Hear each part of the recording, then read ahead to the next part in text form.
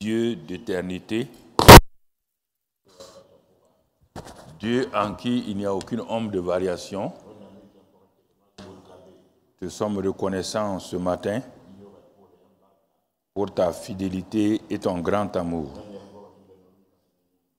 En toi, il n'y a aucune ombre de variation. C'est pourquoi ce matin, nous plaidons simplement les mérites du sang de Jésus. Et nous savons que là où il y a le sang, ton regard est là. Ta protection est là. Ta justification est là.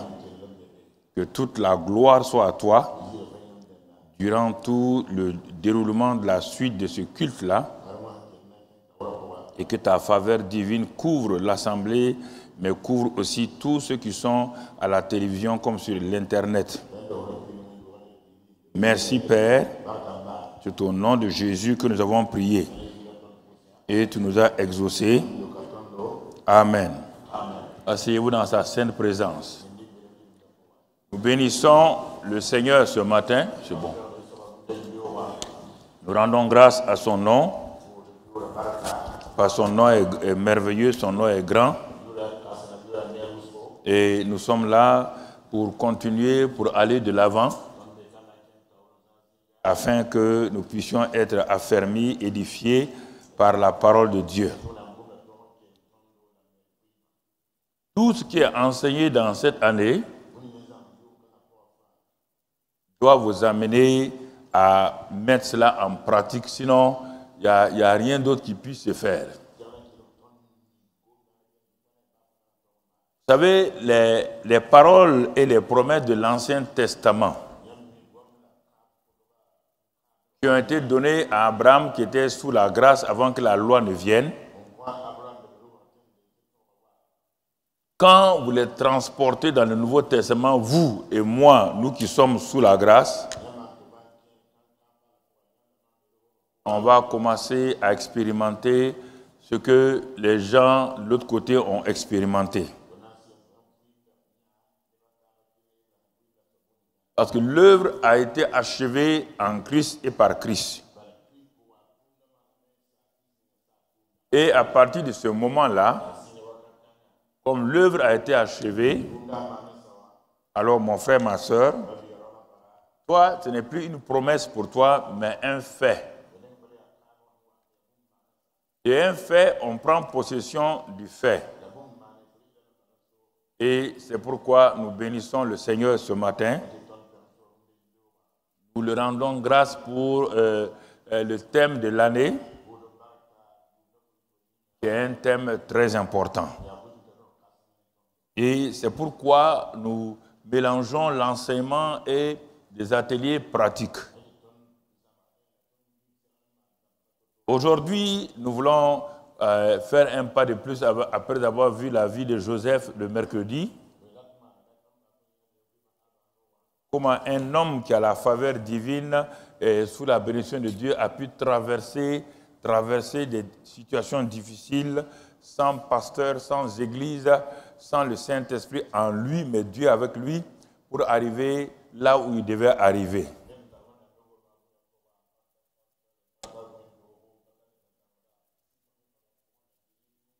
Il y a des moments où parfois les gens pensent qu'il suffit de faire de longs jeûnes, de longues prières pour qu'on soit exaucé.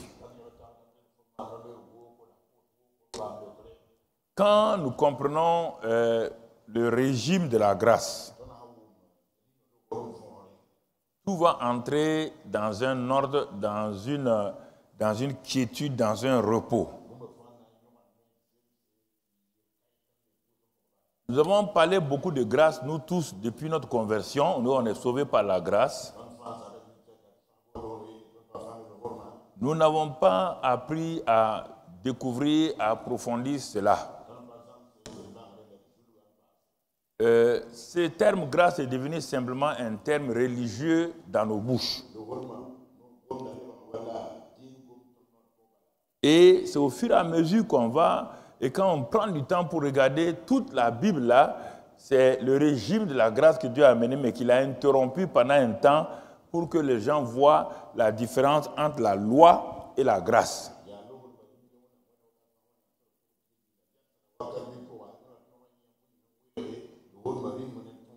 Alors donc, aujourd'hui, on va faire un pas de plus. Nous allons apprendre à vivre et marcher sous le ciel ouvert de la faveur divine. Il faut bien comprendre. Il y a des termes, il ne faut pas prendre ça de façon excitée. De quoi on parle? Ce n'est pas une excitation ponctuelle. Non. Apprendre à marcher, à vivre et à marcher. Un enfant est né, il va sûrement marcher. Bien qu'il ait les deux pieds, il va apprendre à marcher. C'est pas parce que l'enfant est né avec les deux pieds que la maman applaudit en disant « Mon enfant, marche maintenant, il ne marchera pas. » Nous sommes nés sous le régime de la grâce et nous sommes sauvés par la grâce. Mais Dieu veut que nous apprenions à marcher donc par la grâce. Et ça, c'est très important que nous comprenions. C'est pourquoi dans l'évangile de Jean 1, verset 17, la Bible dit que la loi a été donnée par Moïse. La grâce et la vérité sont venues par Jésus-Christ. C'est la faveur divine est venue sur la terre après avoir été interrompue à un moment donné par Jésus et lui seul.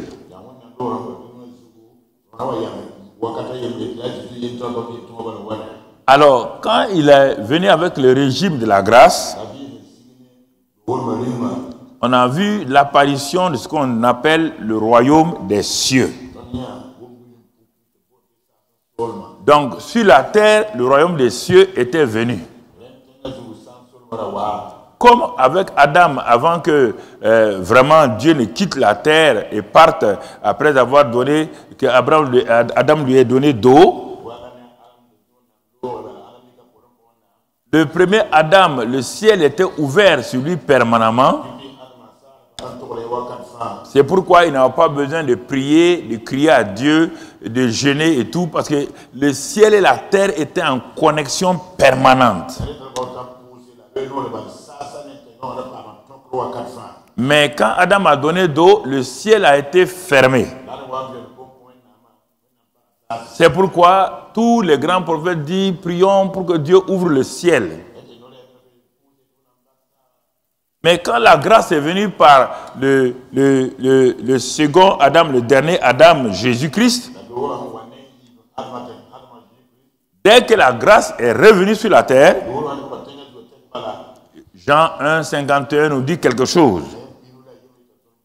Dès que le régime de la grâce est venu, Jésus proclame, comme le ciel était ouvert sur le premier Adam avant sa chute,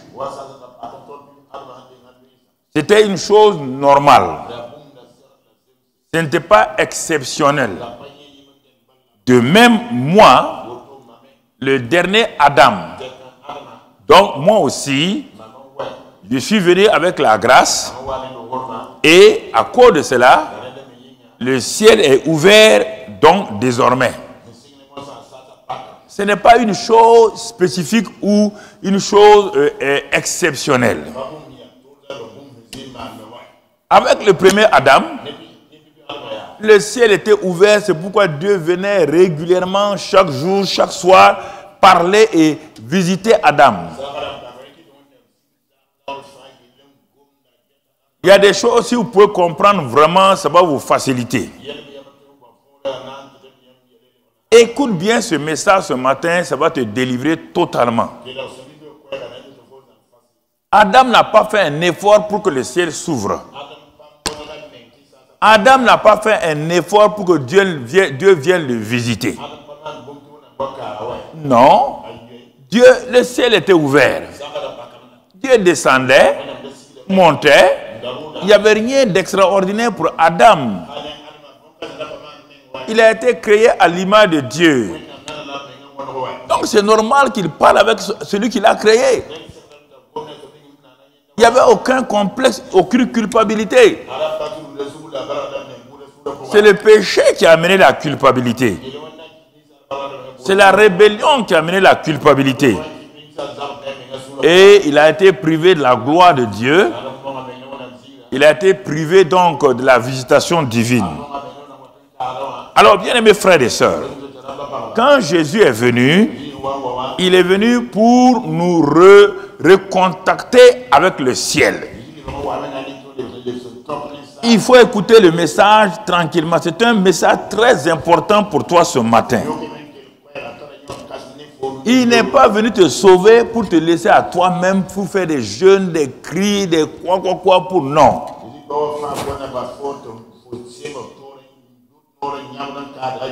Il est venu restaurer ce que Adam a perdu.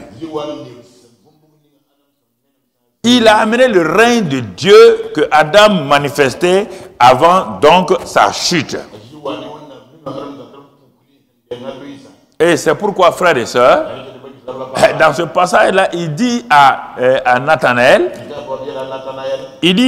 Nathanaël, le fait que tu as dit que je suis le fils de Dieu là, c'est une révélation.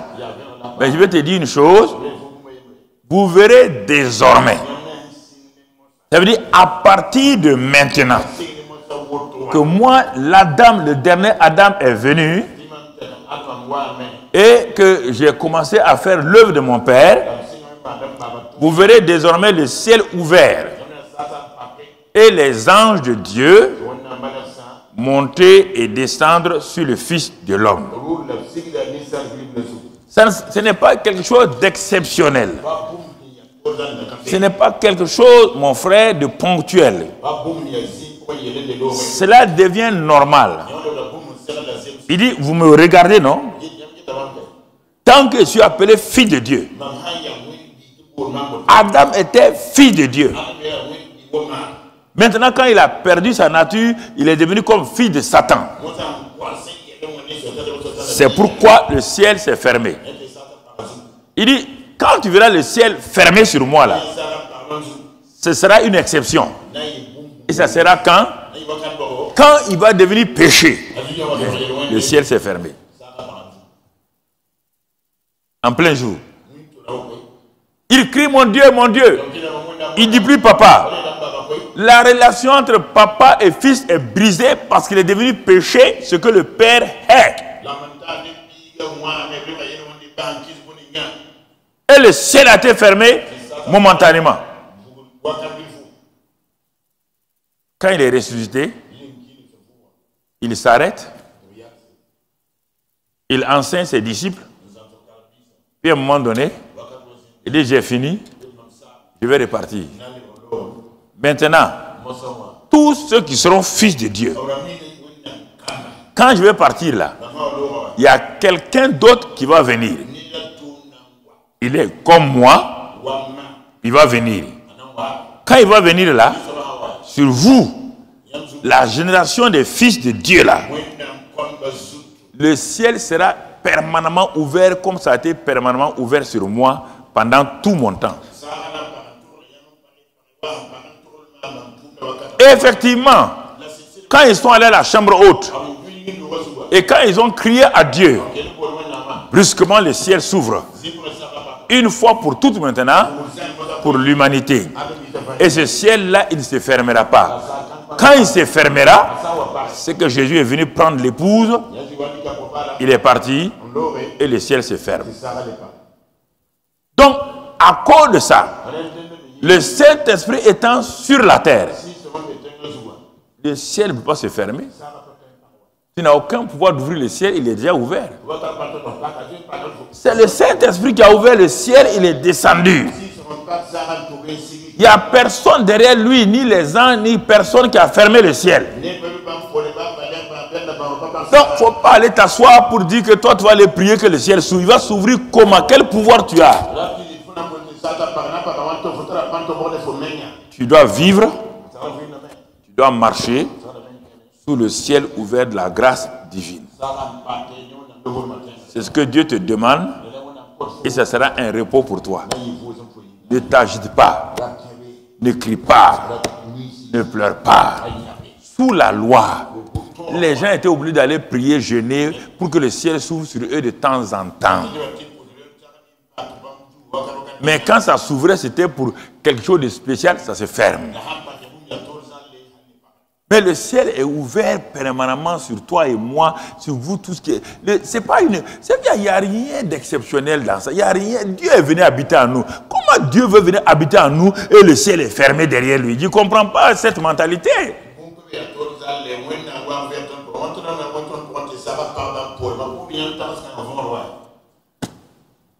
est venu habiter en nous par le Saint-Esprit. Et toi, tu crois que le ciel s'est fermé? Non. Le ciel reste ouvert. Mais tu ne sais pas. Tu n'as pas été habitué. Tu ne t'es pas toi-même habitué à marcher sous le ciel ouvert de la grâce divine.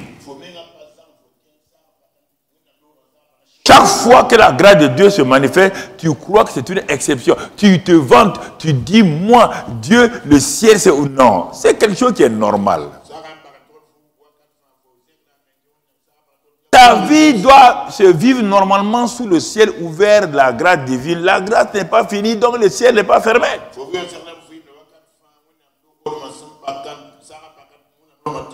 Il ne faut pas aller te vanter que toi tu as prié 25 jours que le ciel s'est ouvert. Toi, tu es un ignorant. Le ciel, avant que tu n'avais prié, le ciel était ouvert. Quand tu sortais, le ciel est ouvert. Simplement, toi, tu n'étais pas conscient que le ciel était ouvert.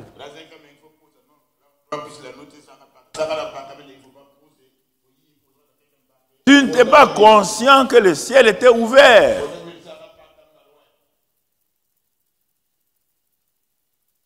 Dieu m'a dit de venir vous parler ce matin sérieusement. Si vous avez remarqué, 2021 là, c'est une année spéciale qui a commencé. Quand je dis ça, c'est une année où Dieu va, si tu te livres à Dieu, il va t'ouvrir ton intelligence d'une manière spéciale. Tu vas comprendre les vérités de la parole de comme tu n'as jamais compris.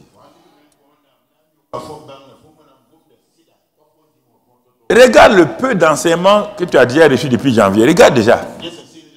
C'est comme si tu n'étais pas chrétien. Tu n'avais rien compris à la grâce. Certains pasteurs m'ont dit, eux-mêmes, est-ce qu'ils sont nés de nouveau? Ils sont rentrés dans le christianisme par la guérison. Ils sont rentrés dans le christianisme par la délivrance. On ne peut pas connaître Christ en rentrant dans le christianisme par la délivrance. Ni par l'exaucement d'une prière. Ton expérience là n'est pas le christianisme. Dieu a pris à t'a laissé rentrer dans le christianisme par une petite porte. Et tu vas découvrir maintenant la grande porte. Les dénominations sont liées à leur doctrine. Pourquoi? Parce que certains ont expérimenté le baptême du Saint-Esprit. Ils sont rentrés par cette porte-là. Ils n'ont plus voulu avancer. Baptême du Saint-Esprit, parler en langue. Baptême du Saint-Esprit, parler en langue. Quand on s'habitue à ça, à un moment donné, on ne prend plus au sérieux. Quand j'ai déménagé à Koulouba, pendant une semaine, je ne peux pas dormir. Les avions, mais 2 mois plus tard, les avions font fou. Ça ne me dit rien. L'homme s'habitue à des choses. C'est ça qui amène les dénominations. Ton expérience là devient ta dénomination personnelle. Parce que Dieu, toi tu ne connais pas Dieu. Tu entends par exemple que quelqu'un a dit on va dresser des autels. Tu es un chrétien bébé. Dieu permet que dans ton ignorance là, tu peux dresser un autel. Comme tu fais un autel. Et comme Dieu veut t'avoir, il donne un exaucement à ça. Et toi, toute ta vie maintenant, pour tout, tu veux dresser des hôtels. C'est-à-dire que tu as créé une dénomination personnelle. Certains ont dit la sanctification. Quand ils ont commencé à prêcher la sanctification, c'était formidable. Mais au bout de 2 ans, 3 ans, les générations qui viennent là ont trouvé que la sanctification était un simple enseignement. Mais ils ne vivent pas ça, dans ça. Ils ne vivent plus dans ça. Certains ont pris la foi. Mais à un moment donné, c'est devenu une simple doctrine. D'autres ont pris l'onction. Tout le temps, au début, quand ils font comme ça, les gens tombent. Mais au fur et à mesure qu'ils sont habitués, les gens ne tombent plus. Ils sont obligés de prendre les gens, de mettre pied derrière pour qu'ils tombent.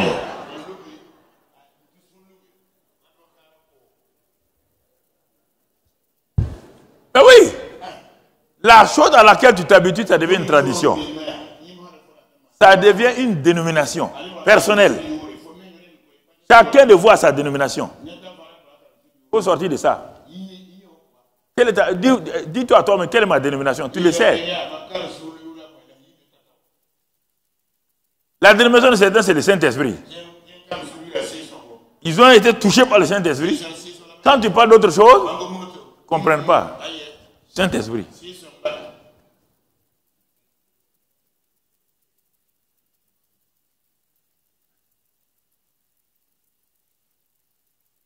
Il y a des églises.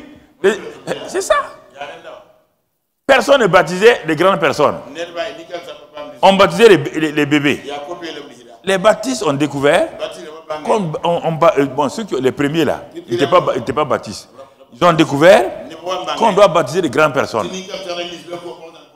Parce que Luther, même le premier protestant là, baptisait les... Il était habitué à ça. Il a fallu que les anabaptistes, les baptistes arrivent. Eux aussi, ils ont découvert que non, on a dit que celui qui croit, celui sera baptisé. Un bébé ne croit pas. Donc une grande personne. Ils ont commencé à baptiser. Quand ils ont baptisé comme Jean-Baptiste, il y a eu un réveil. Réveil du baptême d'eau. Ils se sont installés, ils se sont fait appeler baptistes. Ils ne bougent plus. Ils ne bougent plus.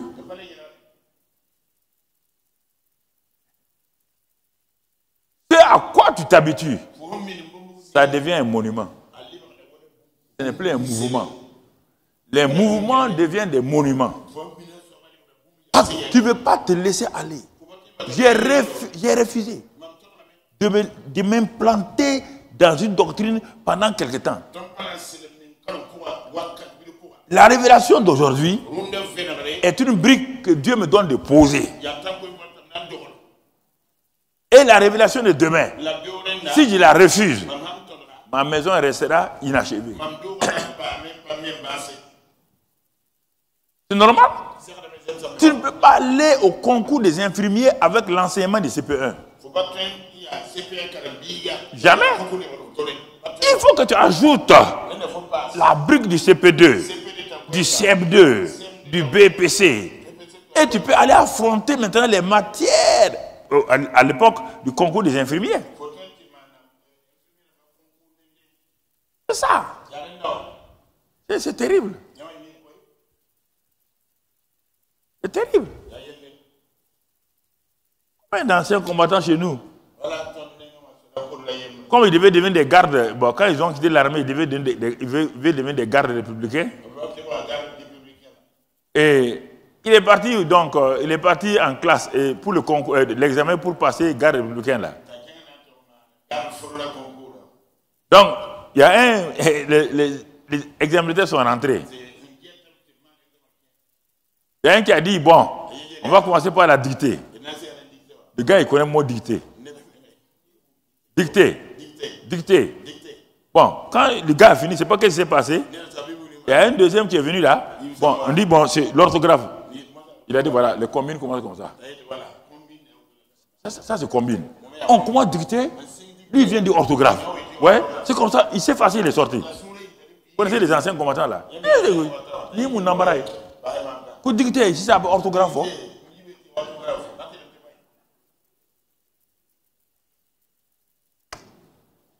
Quand tu es habitué à quelque chose, quand Dieu veut te faire avancer, tu doutes. C'est pourquoi les gens doutent. C'est pourquoi tu n'as pas. Quand on commençait à prêcher là, on nous appelait quoi? Karampalga. On m'appelait comme ça. Les grands églises disaient que Karambile c'est Karampalga, c'est-à-dire que enseignement nouveau. C'est ça?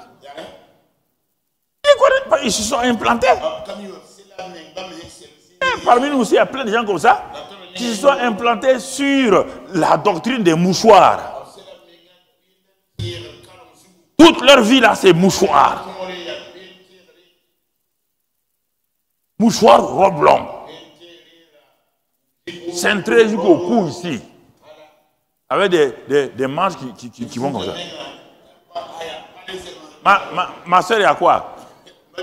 C'est la sanctification. Sans laquelle nul ne verra le Seigneur.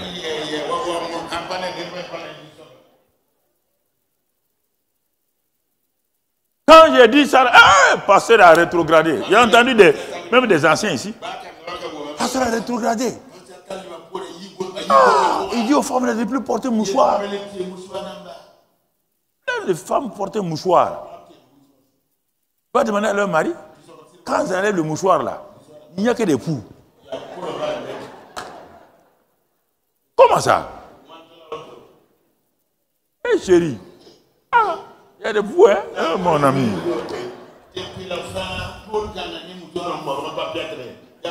Ça c'est la sanctification, sans laquelle nul ne verra le Seigneur. Je vous laisse la liberté de vous juger vous-même. Et vous savez qu'au moment où vous devez prier, devant votre mari, il dit de mettre un châle, quelque chose comme ça. On n'a pas dit en permanence. Et j'ai vu, mais c'était terrible, hein, des petites filles qui portent des pantalons avec un mouchoir sur la tête. Un gros mouchoir comme ça. La petite là est maigre comme ça. La tête là, on dirait la tête de Godzilla.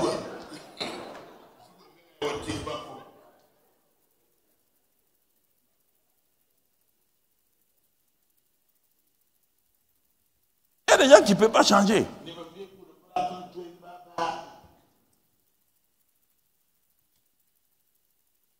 Ah oui, Paul a dit, et il comprend, et puis il ne comprend même pas la Bible. Paul a dit que les femmes ne doivent pas parler. Et maintenant, le pasteur Karambi met les femmes là pour parler et des femmes pasteurs. Misérables. Si les femmes ne parlent pas dans une église, l'église va devenir cimetière. On dit que au moment où on prêche là, ma femme n'a pas le droit de venir me poser des questions maintenant. Si elle a des questions, quand on va à la maison, elle me pose des questions. Que les femmes ne parlent pas, ne bavardent pas. Parce que les femmes bavardent. Et qu'est-ce qu'il a dit? Si on les laisse comme ça, le message là dans le... Geneba, qu'est-ce qu'il a dit? On dit qu'elle ne bavarde pas. Alors, si c'est ça aussi, quand on va aller prier, les femmes ne prient pas. Vous allez voir ce qui va vous arriver. Si les femmes ne prient pas dans une église, dans le monde entier, dis le monde entier, hein, si les femmes refusent de prier, les églises c'est terminé.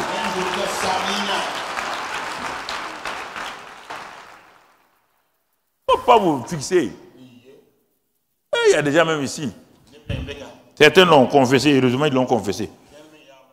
Quand la maman vient prêcher, ils sont mécontents et ferment leur Bible. Heureusement qu'ils sont là, ils ont confessé. Misérables.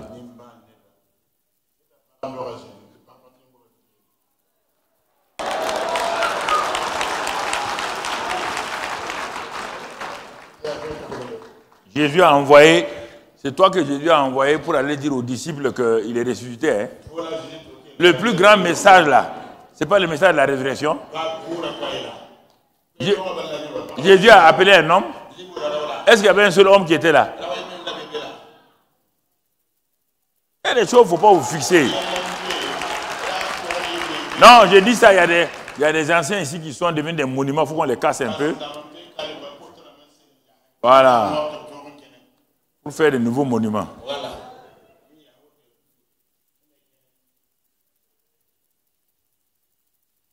Très important, il y a des choses que vous devez comprendre. S'il y a des pasteurs qui m'écrivent de partout en me disant que le message de la grâce faveur là, qui n'ont jamais entendu, qui n'ont jamais vu, et que ça veut dire qu'ils étaient branchés à quel message? Dites-moi maintenant. Leur salut était basé sur quoi? Vous voyez, ils étaient basés sur quoi? Sur du rien. Et puis ils sont pasteurs. Ils vont en enfer. Ils vont en enfer. Dieu nous amène un message pour nous renouveler. On est là, on veut tatillonner.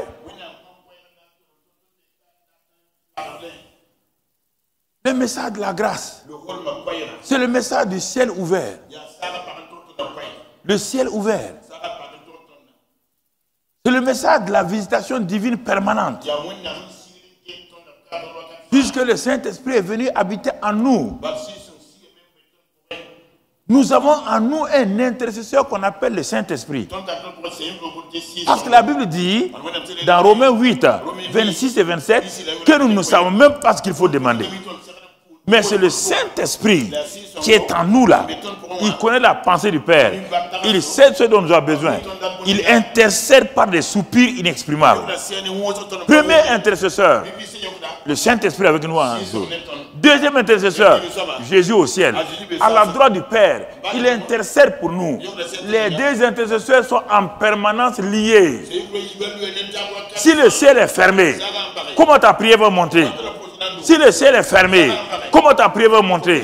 Il y a deux intercesseurs pour tous les chrétiens, le Saint-Esprit en nous et le Jésus en haut. Ils font ensemble. Tu ne sais pas prier.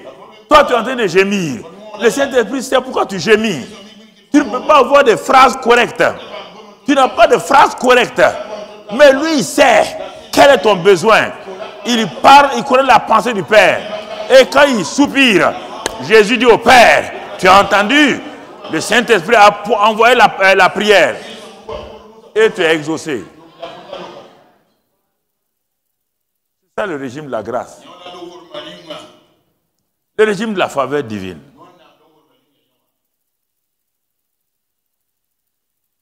Pas qui dans les livres. Il faut t'asseoir au pied du Seigneur, il va te parler. Mon frère.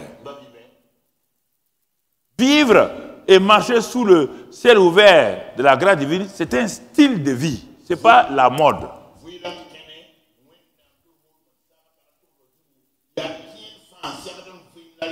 Ce n'est pas une mode passagère. Ce n'est pas un sangaouli. Non. C'est un style de vie. Tu as vécu sur tes propres compétences, sur tes propres forces. Ça n'a pas marché. Dieu est venu t'arracher. Et te donne maintenant le régime de la grâce. Dans le régime de la grâce, il y a un style de vie. Ce n'est pas le style de vie des efforts. Ce n'est pas le style de vie des lamentations. Ce n'est pas le style de vie des pleurs. C'est le style de vie du repos. Par le Saint-Esprit. L'Esprit de grâce nous donne à entrer dans le repos. C'est un style de vie. Style de vie. Mon frère. Et ça se donne à la nouvelle création. Ça s'est passé lorsqu'il y a eu un échange. À la croix du Calvaire, Jésus est devenu péché. Il a pris nos péchés. 2 Corinthiens 5, 21, vous le connaissez très bien. Il a pris nos péchés afin que nous devenions en lui justice de Dieu. Il y a eu un échange. Jésus a pris notre place et nous avons pris sa place. Écoutez-moi. Nous avons pris sa place à la croix. Ça, c'est la première chose. Comme il y a eu ça, par sa résurrection maintenant, qu'est-ce qui va se passer? Il nous a justifiés. Ça veut dire que Tellement il est ressuscité. Notre ancienne vie là, il l'a laissé là-bas derrière lui. Le vieux homme là, né d'Adam, il l'a laissé là-bas. Que tu veux ou tu ne veux pas, tu es justifié. Mais non, c'est pas, la justification n'est pas une expérience, c'est un don. Jésus est ressuscité, toi tu es justifié. Si tu veux, tu acceptes. Si tu veux, tu n'acceptes pas. C'est la résurrection de Jésus qui a donné la justification. La justification ne veut pas dire sans péché. Hein?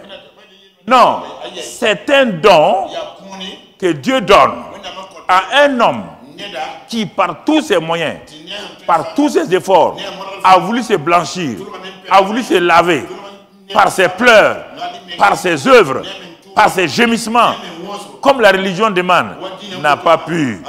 Dieu vient dire, pauvre, tu es pauvre, hein? Et regarde ce que mon fils a fait. Regarde la croix. Il est devenu péché. Il est devenu péché. Il a pris aussi tes péchés. Regarde-le. Quand il était enseveli, il est parti avec ta nature mauvaise là. Ton ancienne mauvaise nature là. Que tu as hérité d'Adam là. Et quand il est ressuscité, regarde-le. Il est ressuscité en nouveauté de vie. C'est le premier homme qui est né d'entre les morts. Et c'est que ça te donne. Par sa résurrection, il t'a justifié. Il n'y a plus de condamnation pour toi. C'est terminé. Qu'est-ce qu'il a fait? Il t'a habillé avec le don de la justice. Il a mis sur toi le vêtement de justice. Et comme le fils prodigue, le père a dit, enlevez-lui les habits là. Quand ils ont enlevé les habits, ils l'ont donné des habits neufs, des habits de justification. Même son grand frère qui a dit, enfant prostitué, est-ce que ça change quelque chose? Son grand frère qui a mal parlé, ça change l'état de l'enfant? Il est maintenant quoi? Il est justifié. C'est pourquoi il a le droit de s'asseoir sur le trône. Et d'être heureux de manger le veau gras. Mais pourquoi vous luttez quand vous péchez? Quand vous péchez, pourquoi vous laissez les gens vous dire que vous êtes devenus pécheurs? Vous êtes né pécheur. Ce n'est pas un acte qui fait de vous un pécheur. C'est parce que vous êtes pécheur que vous péchez. C'est parce que cet arbre-là est manguier qu'il porte des mangues. Ça n'a rien à voir avec quelque chose. C'est pourquoi on te dit, si tu as été justifié, si le juste a été justifié, cette fois il va tomber. Mais il tombe en tant que juste. Il se relève en tant que juste. Et il dit à Dieu, oh, tu es un Dieu bon. Ce que j'ai fait là n'est pas bien. Il ne faut pas aller vous asseoir, aller vous morfondre, vous mortifier. Moi, j'ai pu faire ça à Dieu. Orgueil comme ça là. Toi, tu penses que tu vas faire quoi à Dieu? Tu ne peux que produire le mal. Tu penses que tu es quelqu'un. Toi, tu veux produire le bien. Toi, ni moi, on peut produire le bien. Tu as péché, tu as péché. On veut ton péché, accepte ce que Jésus a fait. Ah non, je vais aller faire 3 jours. Je ne vais pas manger 3 jours. Tu es en train de punir ton corps. Donc toi, tu méprises le sang de Jésus. On va le lire dans Hébreux 10, tu vas voir, fais attention à ça. Hébreux 10, et on va lire dans ça. Hébreux 10, on va... voilà. Non, on va... Ce n'est pas ça d'abord, non. Hébreux 10, et du coup au verset 39 ou 19, bon. Hébreux 10, et où il nous parle, c'est ça. Bon, je vais le trouver de...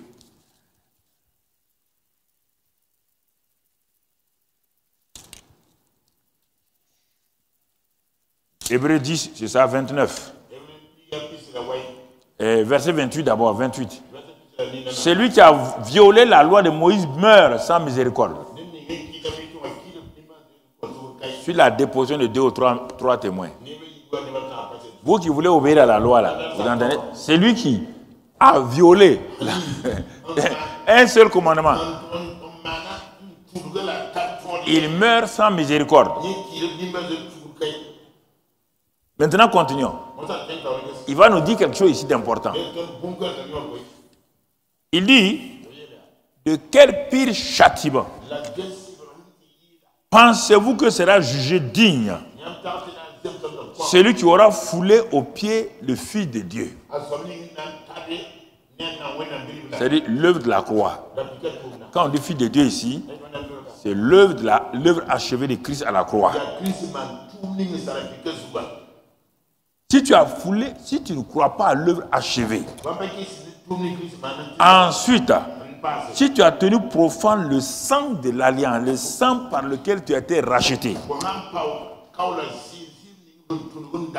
et troisièmement, si tu outrages l'esprit de la grâce, on te dit qu'il n'y a plus de pardon. Écoute-moi, chrétien. Tu fais beaucoup de choses, mais il y a 3 choses dont il te parle. L'œuvre achevée de Christ, c'est ça qui sauve les gens. C'est ça qui a amené le Père à se réconcilier avec nous les païens. Et ensuite, dans cette œuvre achevée, il y a un élément qui sort, qui apparaît, le sang de Jésus, le sang de l'Alliance. Et tout cela est lié à qui? À l'esprit de la grâce. Donc le Saint-Esprit est appelé esprit de la grâce. Il est appelé esprit de vie. Il est appelé esprit d'amour. Il est appelé esprit de puissance.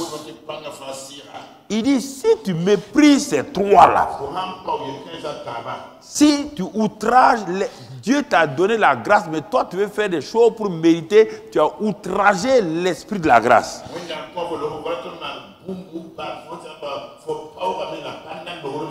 Le sang de Christ est venu pour te sanctifier. Et ensuite, l'œuvre achevée de Christ, dans son entièreté, il dit de faire attention, car il dit c'est une chose terrible que de tomber entre les mains du Dieu vivant. Alors, frères et sœurs, quand il y a ça, ça te donne si tu crois que Christ t'a justifié par sa résurrection. Regardons ce que ça te donne au Romains 5, verset 1. Romains 5, verset 1. Étant donc justifiés par la foi, nous avons la paix avec Dieu par notre Seigneur Jésus-Christ. Qu'est-ce que cela nous donne, mon frère? Quand tu vois que tu es justifié par la foi, Dieu dit, tu as la paix avec moi par Jésus-Christ. Il faut accepter ça par la foi.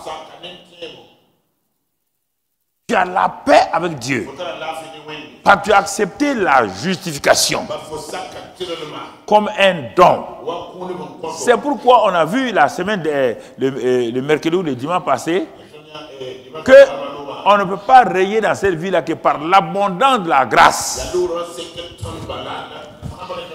Parce que la grâce règne par la justice, on a vu tout cela. La grâce règne pour quelqu'un qui veut régner, doit d'abord savoir qu'il est justifié. Et quand il sait qu'il est justifié, il sait qu'il n'y a plus aucune condamnation contre lui. Et à cause de ça, il peut s'arrêter devant Dieu sans culpabilité. Il peut s'arrêter devant Satan sans culpabilité. Il n'a pas besoin de faire un combat spirituel. Regarde comment Satan, quand Jésus est sorti de son temps avec le Père a dit, tu es mon fils bien-aimé en qui j'ai mis toute mon affection.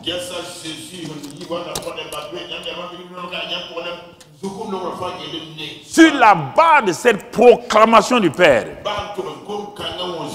le Saint-Esprit a pris Jésus pour le conduire au désert, pour avoir un temps de communion, pour voir ce que le Père dit sur son ministère. Ça, c'est une relation entre Jésus et le Père. C'est pourquoi ce n'est pas écrit les 40 jours là, c'est personnel.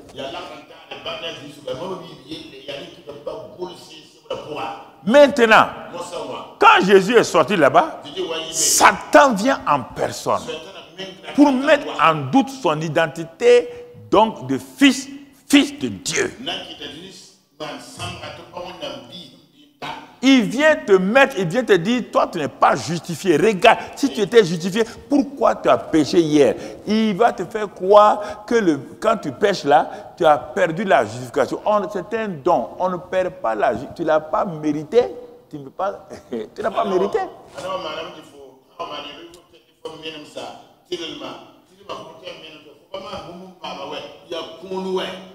Mais sinon, tu es en train d'annuler la mort de Jésus et sa résurrection. Il y a des choses qu'il faut accepter simplement. Mais tu n'es pas habitué.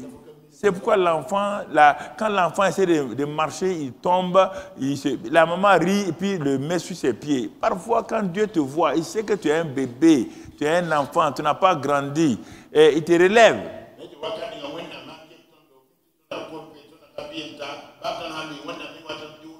Mais c'est toi-même qui veux te faire du mal. Quand un enfant veut courir comme son grand frère qui est champion du monde, il va se créer des problèmes. Il va se créer des problèmes. Parfois, vous voulez courir là où vous n'avez pas de gens pour courir. Vous voulez aller là où vous ne devez pas aller. Tu ne prends pas 25 mètres, tu es tombé, paf! Et c'est les pleurs qui commencent. Et la mère vient te soulever. Qu'est-ce qu'elle fait? Elle te caresse seulement et dit, bon, mon petit, ne pleure pas. Mais qui a fait ça? C'est toi-même. Tu veux courir comme ton grand frère. Tu ne veux pas apprendre. Apprends seulement. Un jour, tu vas être champion du monde et ton grand frère que tu voulais imiter là va venir t'applaudir. Vous êtes trop pressé. La vie chrétienne, ce n'est pas une vie pressée. Une vie pressée. Non, mon frère. C'est une course de marathon. Mais au fur et à mesure que tu cours, la grâce de Dieu est avec toi, il pourvoit à tes besoins tout doucement. Parce qu'il veut te conduire quelque part.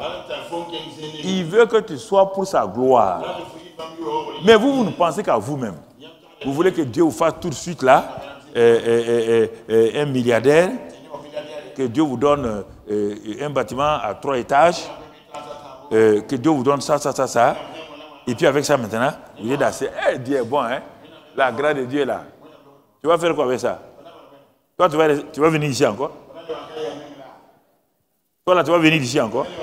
Tu vas chanter au groupe musical, là? Vous croyez que Dieu, il est insensé, non? Même un parent naturel, il ne va pas lui donner une voiture à un garçon de 8 ans. Mais il sait qu'il va se détruire. Mais pourquoi vous voulez forcer Dieu? Tu n'as pas la capacité. Dis à Dieu que la grâce, ta grâce m'accompagne. À l'âge de 2 ans, à l'âge de 10 ans, la grâce m'accompagne. La grâce croît. On dit Jésus croissait. Mais quand il est né là, quand il était petit là, on n'a pas dit qu'il croissait. On dit qu'il était rempli. Il a commencé à croître. Maintenant le Père a dit, tu es mon fils. Vous voulez sauter tout ça là? 1, 2, 3. 1, 2, 3.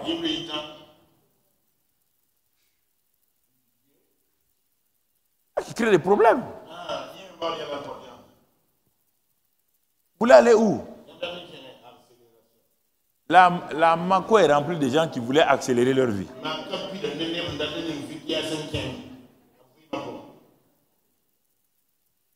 Mon frère, il y a des choses que vous devez saisir pour comprendre. Nous avons la paix avec Dieu. Nous pouvons nous tenir sans culpabilité. Sans aucune forme de culpabilité. Mon frère, et ni devant Jésus s'est arrêté devant Satan. Il dit, oh, lui n'a pas de temps à perdre. Hein? Lui là, moi là, tout Tout homme vit de la parole qui sort de la bouche de Dieu. Je n'ai pas à discuter avec toi, Satan. Je n'ai pas à discuter avec toi, Satan. C'est important que tu comprennes. Vous voulez discuter avec lui, vous lui donnez la valeur dans votre maison, vous ne parlez que de Satan du matin au soir. Écoutez le message ce soir-là. Inscrivez-vous à l'école de guerre du Saint-Esprit. Écoutez ça à 21h, vous allez comprendre. Vous voulez combattre là où vous ne devez pas combattre. C'est important que nous comprenions ces choses, que nous saisissons ces choses-là, afin que nous puissions aller donc de l'avant. Frères et sœurs, c'est important, lorsque nous comprenons ça, nous allons voir voyons les 5 bénéfices donc, de la grâce. Premièrement, la grâce qui est liée à la justification, première chose, je l'ai déjà dit, nous avons la paix avec Dieu. Nous avons la paix avec Dieu. Deuxièmement, nous pouvons nous tenir sans culpabilité ni peur devant Dieu notre Père et ni devant Satan.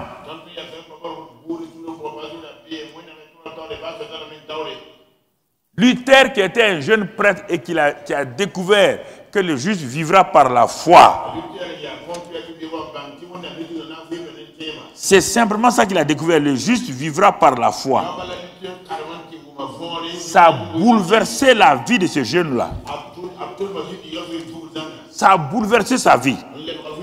Et comme Satan sait que la justification est vraiment un thème très important, il va attaquer Luther comme il a attaqué Jésus.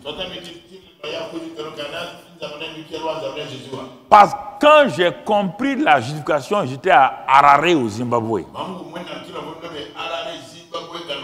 En 1987. On était parti à la première conférence, la Fire conférence de Bunké. Conférence de feu.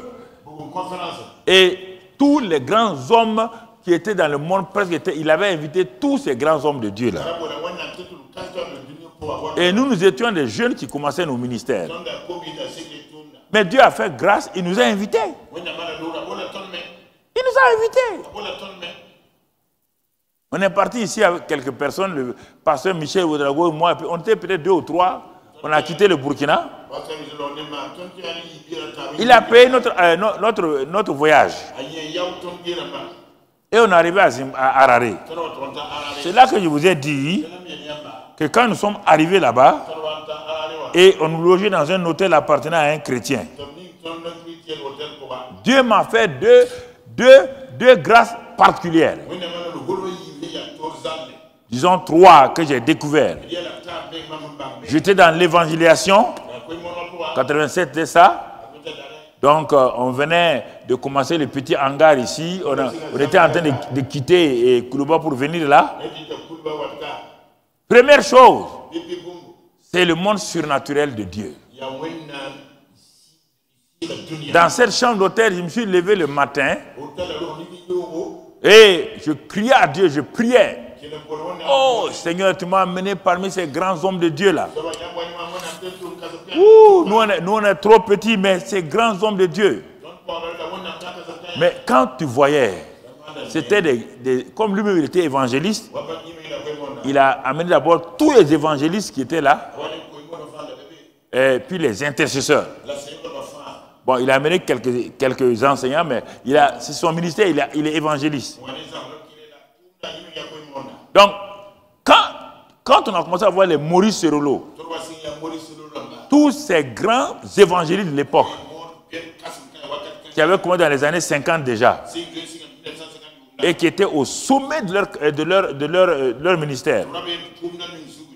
Ils n'ont pas commencé comme ça, mais on nous a montré maintenant qu'ils sont arrivés à ce niveau-là, voilà comment ils opèrent.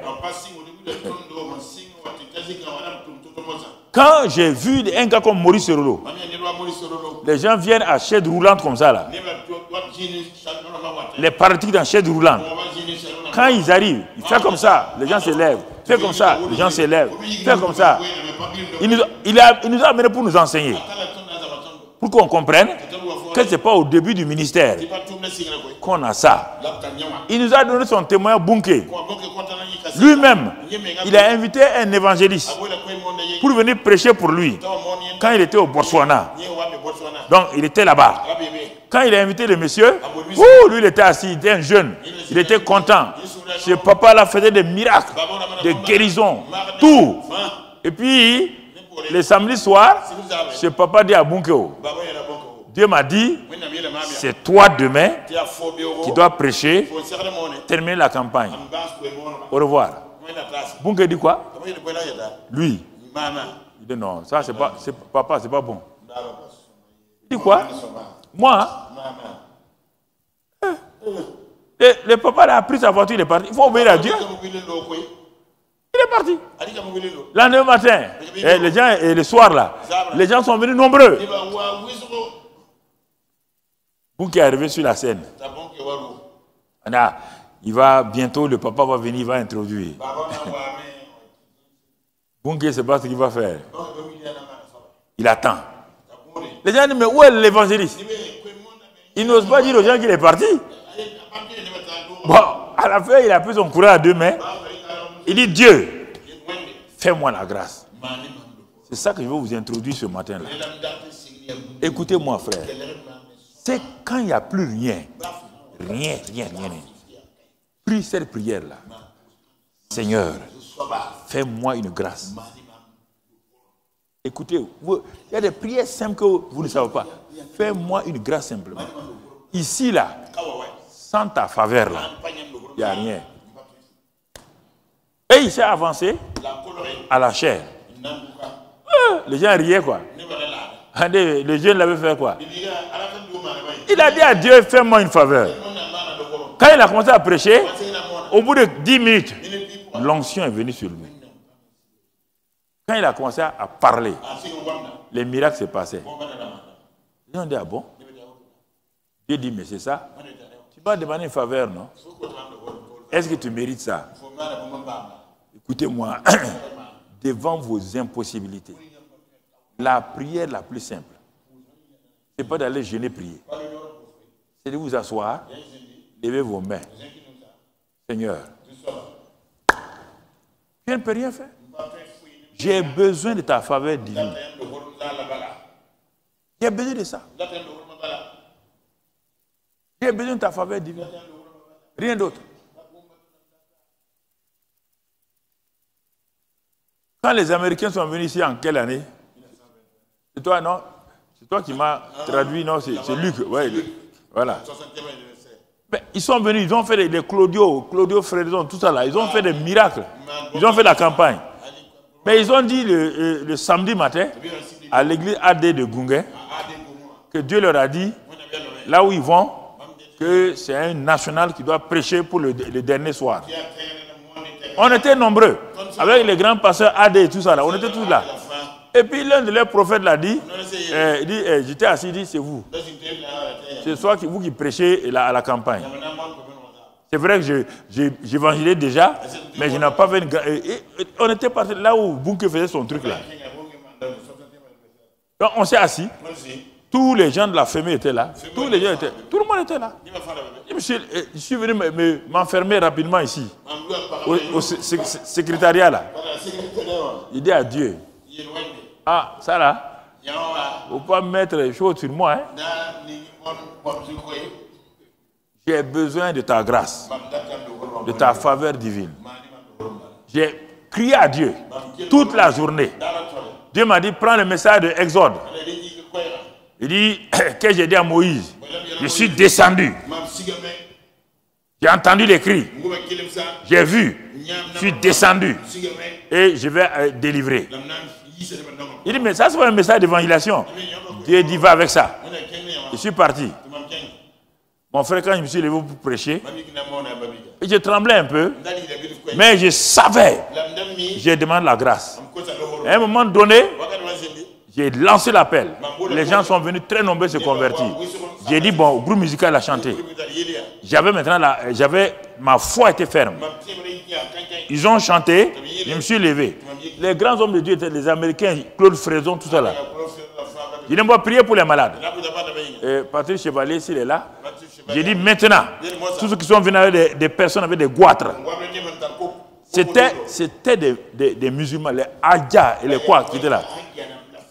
Les goitres là ont disparu. Les enfants qui étaient sourds, là ils sont. Si la cassette doit être avec Impact TV encore. C'était le frère Cléa qui avait. Ça tremblait, mais voilà. Des miracles et des miracles.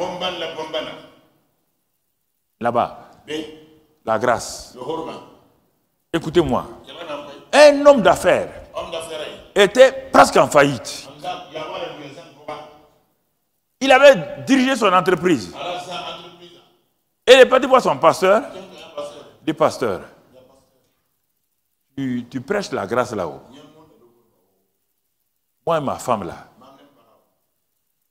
Si Dieu ne fait pas grâce, dans quelques jours là, notre entreprise va fermer. Notre entreprise va fermer. Les pasteurs aussi ne connaissaient pas la grâce. Il a prêché ça. Mais il s'est levé. Il a dit à Dieu, quelle prière on peut faire ici? Le Saint-Esprit a dit, il faut plaider la faveur divine pour lui. Dis à Dieu de te faire faveur. À toi-même d'abord, pour que quand tu vas prier là, ce que tu vas dire là, ça va toucher ton chrétien là. Et il a levé la main. Il a dit à l'homme de Dieu là, il dit maintenant, j'ai demandé à Dieu une faveur, moi-même, parce que je ne sais même pas comment prier. Que ce que je vais dire là puisse agir dans ton entreprise. J'ai demandé une faveur. À cause de ça, tu vas voir, donc à partir de maintenant, ton entreprise là, tu vas voir. Et puis, il est parti. L'homme est parti. 3 jours plus tard, l'homme là téléphone à son pasteur. Il est pasteur. C'est extraordinaire. La faveur divine est comme ça. Mais c'est impossible que mes concurrents, tout le monde était contre moi. Et si je perdais ces marchés-là, je fermais l'entreprise. Mais je n'ai pas su comment. Brusquement, tout ce qui était là, tout est venu d'un seul coup. Il dit, pasteur, continuez à prêcher la grâce. Continuez à dire aux gens que la faveur divine, c'est ça qui est important. Tu comprends? Chaque fois que tu as le problème, c'est qu'on croit que la faveur, c'est une exception. On doit vivre ça régulièrement. Régulièrement. Puisque nous sommes les enfants de la grâce. Nous sommes sauvés par la grâce. Dieu a préparé de bonnes œuvres pour nous par la grâce. Une maman dit à un homme de Dieu qui est parti visiter une maman. Ses enfants étaient assis, là. Mais la maman est une bonne chrétienne.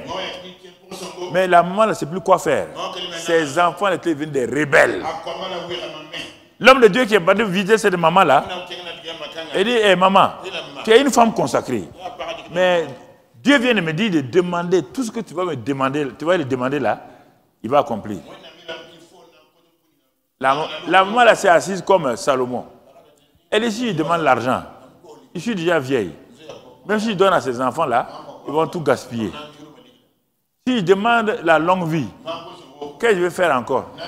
On va me servir. Elle a dit à l'homme de Dieu là, tu vois mes 2 enfants là, ils sont devenus rebelles. Ils ne veulent pas écouter Dieu. Donc, je veux leur salut. L'homme de Dieu dit à Dieu, je te demande la faveur pour cette maman là. Ce qui est dans son cœur là, ce n'est pas la richesse, ce n'est pas la longue vie. Je te demande une faveur maintenant pour cet homme là, cette maman là, pour que ses enfants là. Quand il a dit ça, ainsi dit l'Éternel, on ne sait pas comment, les deux enfants sont tombés sur leurs genoux, commencé à crier, à se repentir. Ils ont été sauvés à l'instant. La puissance de la faveur divine. Écoutez, je veux que vous compreniez ça aujourd'hui. Que ce ne sont pas les jeunes multiples ou autres là. Non. Non.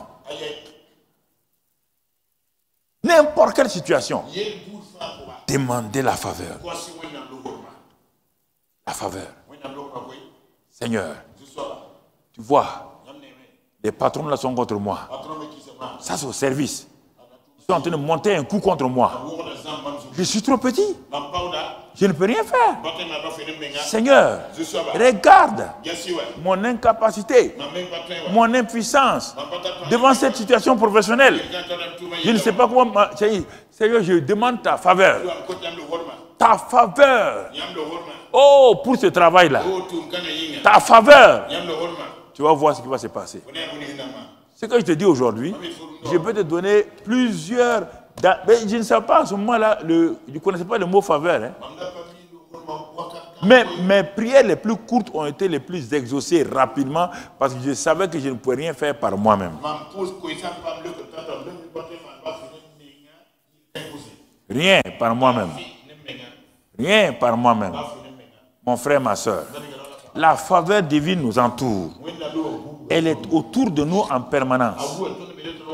Et c'est pourquoi Dieu nous dit, quand nous voulons prier là, nous avons une libre entrée dans le sanctuaire. Hébreux 10, verset 19.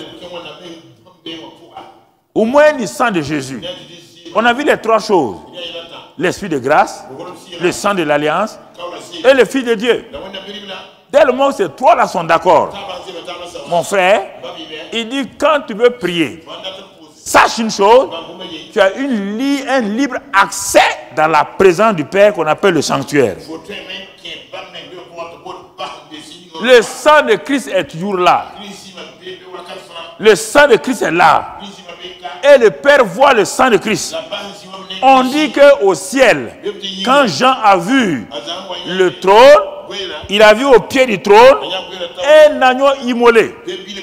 Le Père regarde jusqu'à présent, jusqu'à la fin du monde. Le Père ne regarde que l'agneau immolé qui est au pied du trône. Quand il voit l'agneau immolé, quand il voit le sang, le Père se calme. Frères et sœurs, écoutez-moi. Nous avons au moyen du sang une libre entrée dans la présence du Père. Mais quand on rentre là-bas, on va trouver quel trône? Hébreux 4, verset 16. On va trouver le trône de la grâce, le trône de la faveur divine. Quand on peut prier, on ne peut pas prier le trône de Mont Sion, du mont Sinaï. On ne part pas pour faire des choses. On part, mon frère, et quand on va au trône de la grâce, le trône de la grâce, l'esprit de grâce, le sang de grâce, tout est là. La faveur divine. Quand on va là-bas, on va obtenir miséricorde et on va trouver grâce pour être secouru dans nos besoins. Il n'y a pas une situation, frères et sœurs, les prières les plus courtes et se basant sur la faveur ont été les prières que j'ai vues se manifester. C'est important, frères et sœurs. C'est pourquoi, quand malgré tous les miracles que Moïse a fait en Égypte, Pharaon est resté intraitable. Dieu voulait apprendre quelque chose à Moïse pour que nous apprenions cela. Malgré les miracles, votre vie ne change pas. Malgré les miracles, vous n'êtes pas libéré. Malgré les grands signes, vous n'êtes pas libéré. C'est que Dieu est en train de vous enseigner quelque chose. Quelque chose, frère. Quelque chose. Tu comprends? Il va t'enseigner quoi? Il va t'enseigner de compter sur sa grâce. Et sa grâce-là, c'est incompréhensible. Dieu dit à Moïse, bon, ok, tu vas prendre un agneau et tu vas rassembler ton peuple. Tu vas lui dire que chacun est un agneau. Ou bien une brebis. Entre les deux soirs là, chacun va égorger, prendre le sang là, mettre sur ses portes. Et de manger la chair là. Donc vous voyez encore la chair. Et ensuite le sang là. Ça c'est marqué sur vos linteaux et vos poteaux. Maintenant, restez dans cette présence. Que personne ne quitte la présence du sang là.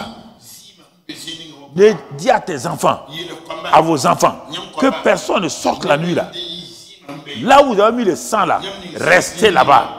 Parce qu'il y a deux choses qui vont se passer ce soir. Il y a l'ange de la mort qui va venir. Quand l'ange de la mort va venir, et il va passer. Mais je vous dis une chose, Moïse, quiconque sera sous le sang, l'ange de la mort sera incapable de le toucher.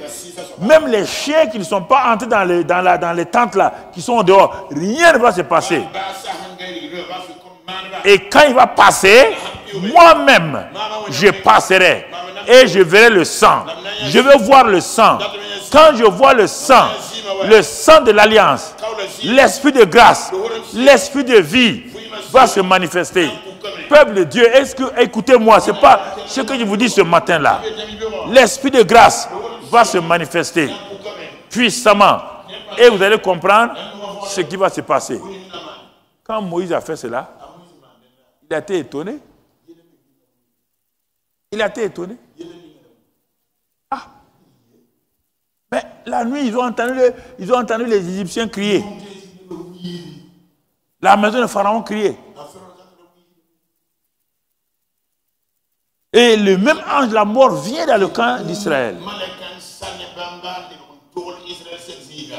Sans effort, sans prière, mais la foi dans le sang. Le sang de la grâce. Le sang de l'agneau animal. Quand il a vu ça, c'était impossible à l'ange de la mort de toucher un Israélite, ni les premiers fils, ni personne. Parce que la marque du sang est très importante. C'est pourquoi on dit de ne pas mépriser, de ne pas piétiner le sang de l'alliance. Si tu fais ça, tu outrages l'esprit de la grâce. Tu mets en doute l'œuvre achevée de Christ. Et rien ne va marcher pour toi. Rien ne va marcher pour toi. Frères et sœurs, c'est des choses importantes que je vous dis ce matin-là. Marcher donc et vivre et marcher donc dans la conscience de l'esprit de la grâce.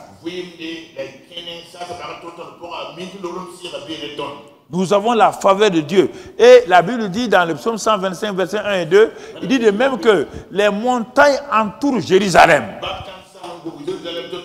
Psaume 125, versets 1 et 2. Ceux qui se confient en l'Éternel, ils sont comme la montagne de Sion. Cette montagne ne chancelle point, elle est affermie pour toujours. Il dit des montagnes entourent Jérusalem. Ainsi, l'Éternel entoure son peuple dès maintenant et à jamais.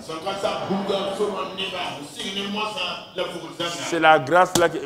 Quand vous dites ça, vous prenez déjà, vous voyez tant. Non, on vous dit que c'est de la grâce là depuis le matin.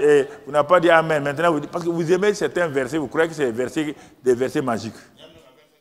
On dit l'Éternel entoure son peuple là. Dans le Nouveau Testament, c'est quoi? L'esprit de la grâce. C'est ça qu'on vous dit? Vous pensez déjà que Dieu même va venir? Non, on ne parle pas de ça. Prenez toujours l'Ancien Testament, mettez-le dans le cadre du Nouveau Testament. Et vous allez comprendre.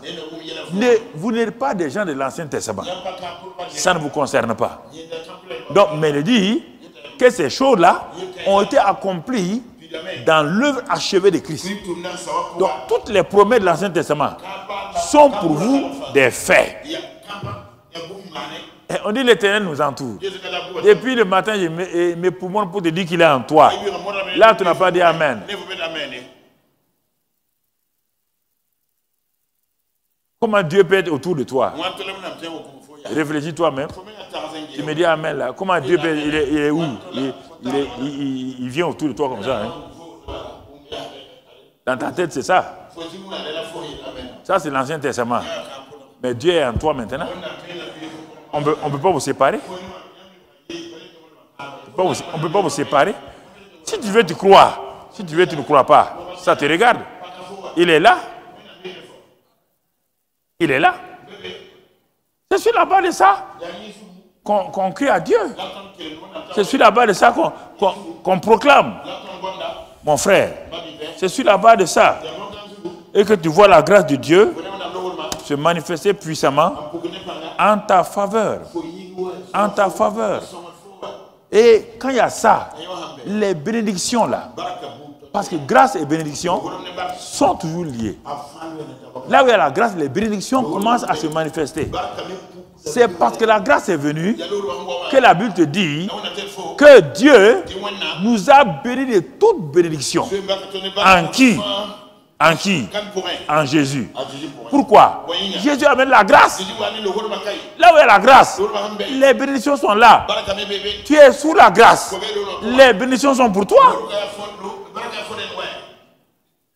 Elles sont pour toi. C'est la foi qui saisit. Tu ne crois pas à ça, tu vas aller prier 100 fois. On t'appelle d'aller gérer et prier.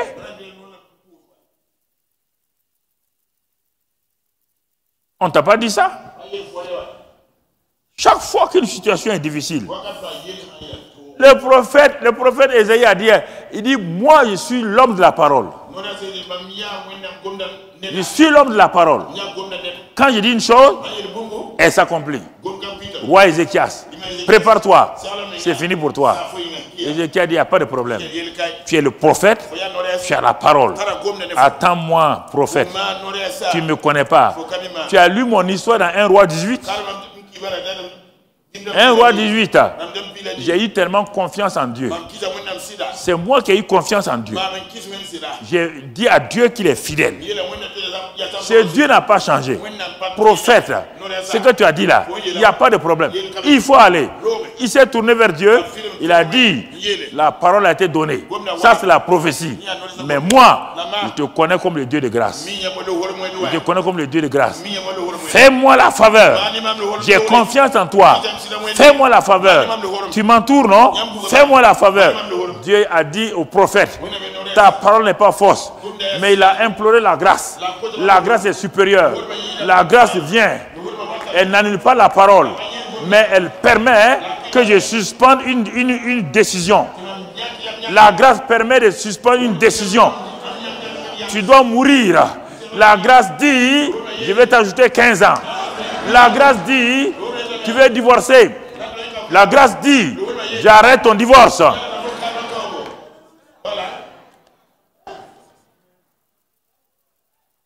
Comptez sur la grâce de Dieu.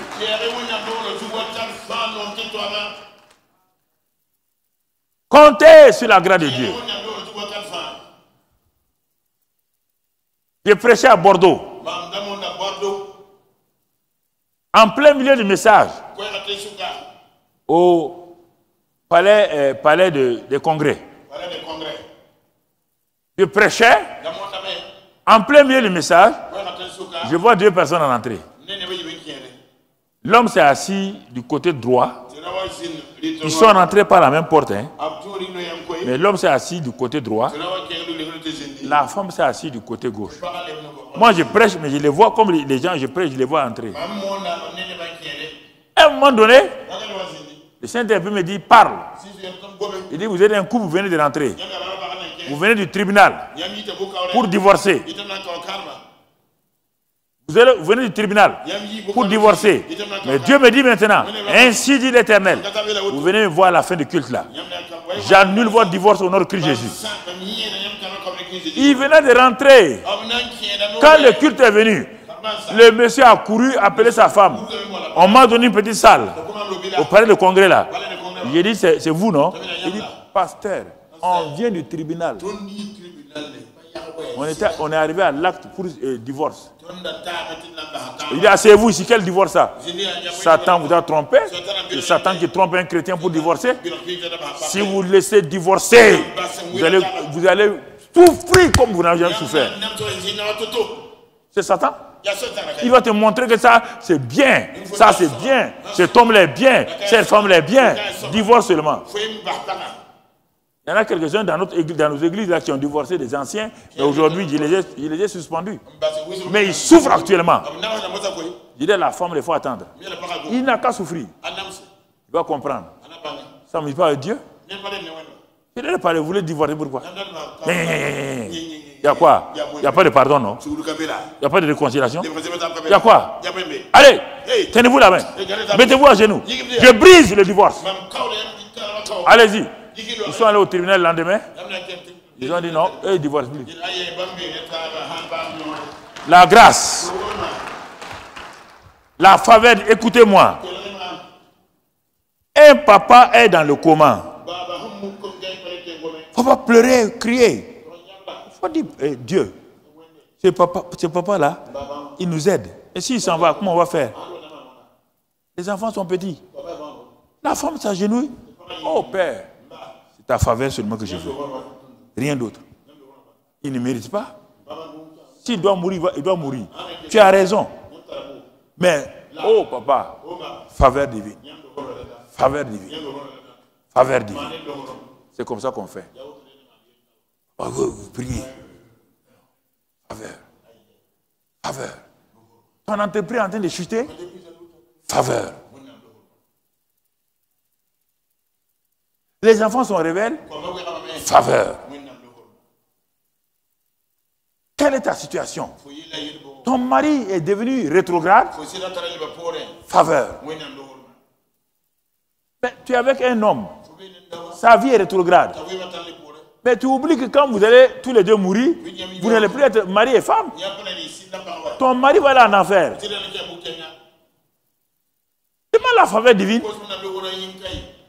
Que Dieu révèle cet homme-là. Fais-lui grâce. Ouvre-lui les yeux. Pour qu'il comprenne que sa vie est une vie rétrograde. N'oubliez pas que personne ne sera avec son mari ou sa femme au ciel. Il n'y a pas de famille rassemblée au ciel. Non. Chacun de vous individuellement est époux de Christ au ciel. Ce serait dommage quand même que tu arrives au ciel. Tu ne trouves pas ton mari? Il t'a nourri sur la terre. Il t'a donné des vêtements. Il t'a donné des voitures. Tu as été incapable de demander la faveur de Dieu pour cet homme rétrograde. De lui faire asseoir mon mari. Le chemin que tu prends là n'est pas bien. Mais je vais demander la grâce de Dieu pour toi. La faveur. Va te cacher. Demande la faveur divine pour cet homme-là. Ce n'est pas une bonne chose. Tu le laisses. Et donc tu t'es marié à un homme riche pour être bien sur la terre, mais sans amour pour lui. Tu vois un homme en train d'aller en enfer. Il vient te donner une voiture. Il va te donner une maison. C'est ça qui t'intéresse. Dieu a dit, si tu crois au Seigneur Jésus-Christ, tu seras sauvé, toi et ta famille. C'est parce que les chrétiens rétrogrades sont plus en danger que les païens. C'est la vie rétrograde d'Élie qui a tué sa famille. Dieu l'a prévenu. Ta vie n'est pas correcte. La vie de tes enfants n'est pas correcte. Non, il est là. On va aller au culte. De temps en temps, on ne va pas aller. Je suis fatigué. Tu es fatigué. Mon mari. L'enfer, on ne se fatigue pas là-bas. Il faut avoir la force garantie que si on dit qu'on a cru en Jésus, on est sauvé, on est sauvé. On est sauvé en espérance. C'est dit dans la Bible. J'ai pris le car pour aller à Bobo. Ça, c'est le salut. Il faut que j'aille à Bobo. Je peux culbuter à Bourmont. Je ne suis pas arrivé à Bobo. On est sauvé en espérance. Et c'est pourquoi on continue. C'est pourquoi on dit, travaillez à votre salut. En faisant quoi? En croyant la parole, en marchant selon la parole, travaillez à ça. On vous assoit, croire que bon, on est sauvé, on est sauvé. Même si je fais envoyer au ciel. Qui t'a dit ces mensonges-là? Travaille ton salut au bout. La faveur. La faveur. La faveur, quand la faveur est sur quelqu'un, quand tu marches avec la personne, il dit si deux se mettent d'accord pour marcher ensemble. La faveur divine était sur Abraham. Sur Abraham. La faveur divine était là. La faveur divine n'était pas sur Lot. Mais Lot a compris. Parmi tous les parents d'Abraham là, Lot a compris. Il a dit tonton, là où tu vas, je m'en vais. La faveur divine était sur Naomi. Naomi. La faveur divine n'était pas sur Lot, Ruth. Ruth a compris que Naomi là, elle a la grâce. C'est une femme de grâce. Qu'est-ce qu'elle a fait? Ton pied, mon pied. Ton Dieu, mon Dieu. Dieu a dit, hein? Il a ouvert la porte de la grâce. Ruth est rentrée par la grande porte. Elle est devenue une ancêtre de Jésus-Christ. Lot n'a pas continué. Lot a suivi Abraham. Quand il est sorti, quand Abraham a fait une erreur, il est parti en Égypte. Même en Égypte là, la grâce d'Abraham était sur Lot. Quand quelqu'un a une grâce, si tu le suis, la grâce te suit. Mon frère, c'est pourquoi suis-moi. J'ai la grâce de Dieu sur moi. Ça que tu es, c'est pas orgueil. J'ai la grâce de Dieu sur moi. J'ai la faveur de Dieu sur moi. Quand je te parle d'une parole de grâce, marche. Va avec ça. Tes affaires prospéreront. Ta vie prospérera. Ton travail prospérera. Ta famille prospérera. Ta vie physique prospérera. Ta santé prospérera. Ton mariage prospérera. Tout prospérera. Parce que tu marches avec un homme de grâce. Avec un homme de grâce. Oh, alléluia. Gloire à Dieu. Gloire à Dieu. Gloire à Dieu. Alors, la grâce est arrêtée pour l'autre camp. Quand il a quitté l'homme de la grâce, il pensait que bon, il pouvait. Non. Satan nous flatte parfois. Au moment où on est en plein succès, on pense qu'on peut avoir quelque chose d'indépendant. Je parle en même temps à beaucoup de jeunes pasteurs. Ils suivent un ancien. Ils arrivent à un endroit. Et ils ne savent pas que c'est à cause de l'ancien là qu'ils ont la grâce. Et Dieu m'a appelé pour ça. Ah bon? Ce sont tes yeux qui t'ont appelé, c'est Dieu qui t'a appelé. L'autre, tu as vu quoi? Non, non, non. J'ai vu une plaine là. Comme on a beaucoup de moutons là, on va aller. Est-ce que moi je t'ai dit que tu me gênes? Il t'a dit que tu me gênes? Non. Non, non, mais tonton, il faut comprendre. Non, on va se séparer. Il est parti là où il y a l'herbe verte là. Heureusement qu'Abraham avait la grâce. Ce n'est pas Abraham qui l'a sauvé plus tard à Sodome et Gomorrhe. Est-ce qu'Abraham est parti à Sodome et Gomorrhe? Suis les gens. On fait attention. Si Dieu t'a mis ici là, suis-moi. Toi tu quittes ici. Tu pars. Mais comment tu vas être comme tu quittes ici. Tu es en train de suivre des gens. Toi tu es yari non. Ça ne me plaît pas. Hein? Faut être fidèle là. Sois un homme fidèle, une femme fidèle. Là où Dieu t'a mis, sois fidèle là-bas. Si Dieu voulait que tu ailles là-bas, il allait te faire aller là-bas. Frère, c'est très important. Les disciples ont suivi Jésus là. Tu as vu un disciple qui a eu des maux de tête? Toute la Bible, tu as lu. Il y a un qui est tombé malade. Hein? La grâce faisait quoi? Et sa vie, la grâce coule comme un fleuve constamment. Oh, venez et suivez-le. Et la bonté va vous remplir. Alléluia. Alléluia. Gloire à Dieu. Que les frères de la Sainte Seine s'approchent de la Sainte Seine rapidement. Nous continuons, le message continue. Hein? Impact TV, réseaux sociaux, le message continue. Ce matin, nous sommes là. Nous rendons grâce à Dieu. Nous voulons montrer l'importance de la Sainte Seine dans le régime de la grâce. C'est la révélation de la Sainte Seine qui a sauvé le peuple d'Israël. Et que c'est ce sang qui a été coulé le sang qu'ils ont versé sur les tentes là, Exode 12 là. Et le corps qu'ils ont mangé, le pain là, qui leur a donné la délivrance.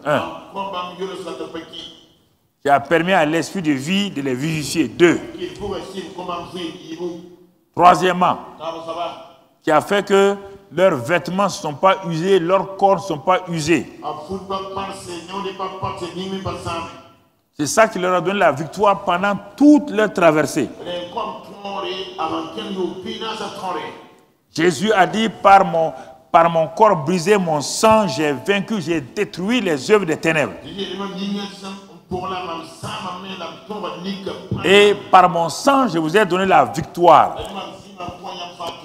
Je vous ai donné la victoire.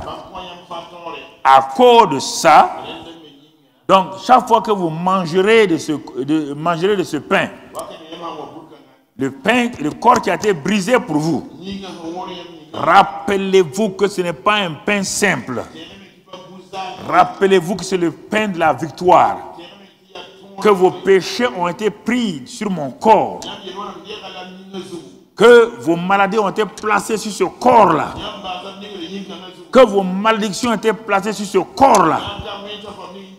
Et chaque fois que vous tenez le pain dans votre main, quand vous tenez le pain dans votre main, vous devez savoir que c'est le corps brisé de Christ à la croix qui a pris vos péchés, vos maladies, vos malédictions, votre pauvreté. Il a tout pris et il vous a donné la victoire. Maintenant, quand vous tenez le sang que Moïse a répandu, c'est la vie, c'est la victoire sur Satan, c'est la protection, c'est tout cela. Vous devez comprendre cette vérité. La Sainte Seine, que vous la prenez à la maison, que vous la prenez à l'église, ce n'est pas une tradition. C'est l'expression de votre vie, de votre victoire, de votre délivrance, de votre prospérité. C'est ça que vous faites. Donc quand vous êtes conscient de ça, en disant au Seigneur, je mange le corps brisé, je bois le sang de l'alliance.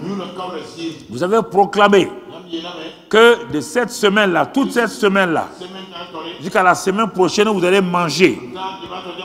C'est-à-dire que vous vivrez dans une semaine de victoire, de la manifestation de la puissance de Dieu.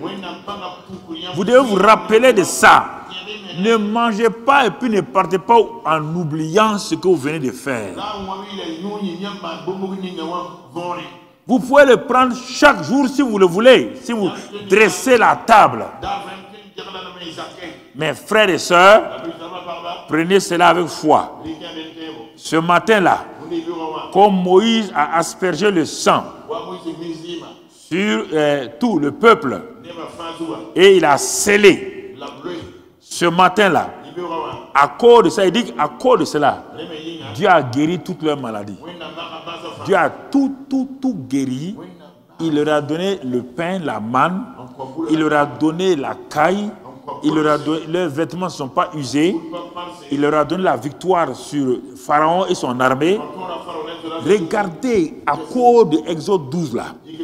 C'est pourquoi Dieu dit, rappelez-vous, faites cela une Pâque. Rappelez-vous de ça.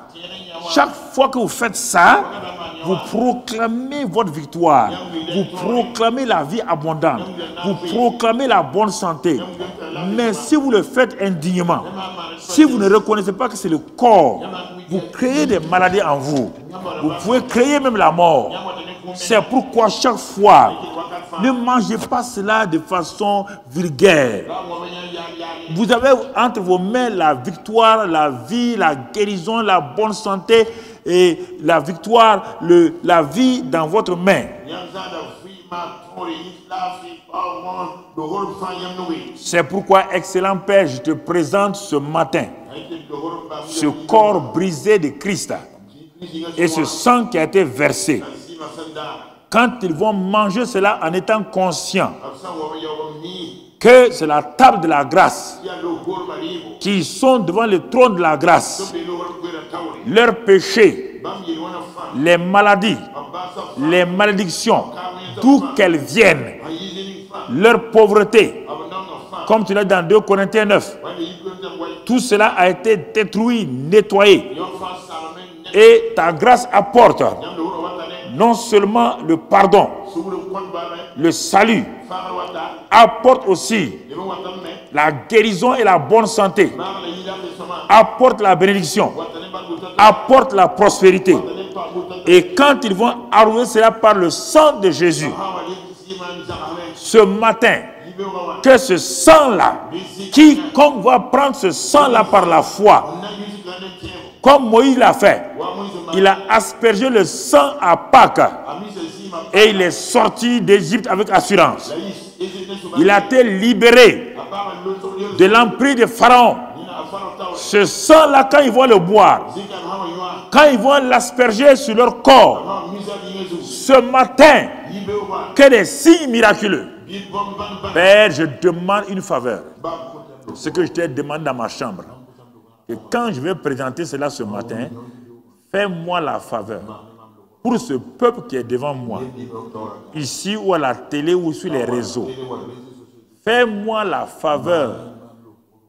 Ce que j'ai dit ce matin, que les pardons, les réconciliations, les harmonies familiales, le salut des enfants, la guérison et la bonne santé.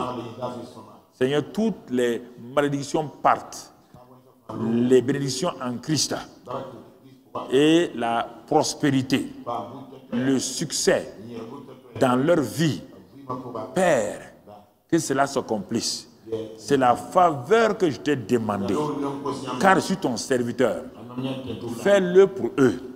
Même ceux qui pensent qu'ils ne le méritent pas, ceux qui sont même dans le désarroi, qui sont dans la rébellion. C'est la faveur divine que je te demande ce matin. Papa, je te demande cette faveur divine. Quiconque est ici, même s'il a fait du mal, même s'il m'a insulté, même s'il a trahi, il a mal parlé, je demande seulement ta faveur.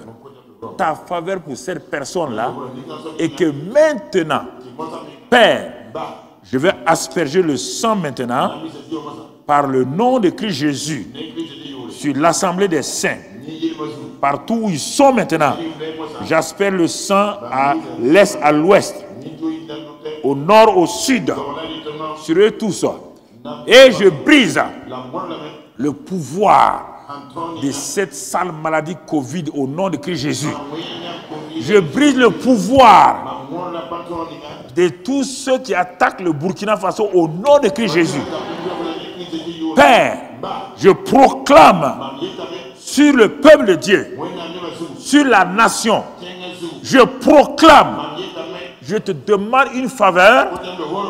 Il ne mérite pas. C'est la faveur divine. Sur la base achevée et la base de l'œuvre achevée de Christ. Christ a tout payé pour nous. Papa, tu m'entends ce matin, tu m'écoutes, tu m'exauces. Ceux qui sont malades et qui regardent la télévision, qui n'arrivent même pas à prendre la Sainte Seine, qu'à la fin de ce culte-là, qu'ils soient totalement guéris et restaurés. Qu'ils aient la bonne santé. Quiconque regarde maintenant est en contact avec nous. Que cette faveur divine-là se manifeste sur sa vie. Que leurs enfants rebelles soient bénis, guéris et restaurés. Que les maris soient restaurés. Que les femmes soient restaurées.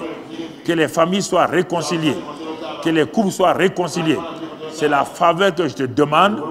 Seigneur, merci pour cette faveur-là. Et recevez cette faveur-là.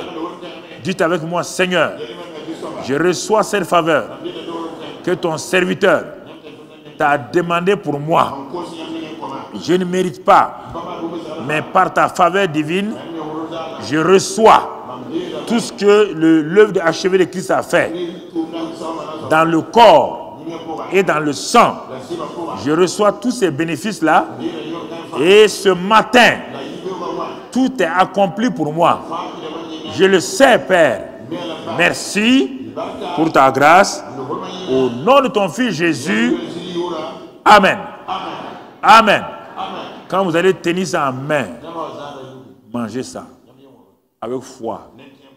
Mangez ça avec foi. Mangez ça avec foi. Si tu as un mouchoir, mets-le une goutte, 2 gouttes, va mettre sur ton mari, va mettre sur ton enfant malade, va mettre sur ta mère malade, à la maison. Je t'autorise ça. Va le faire. Les gens peuvent critiquer. Ce n'est pas un problème.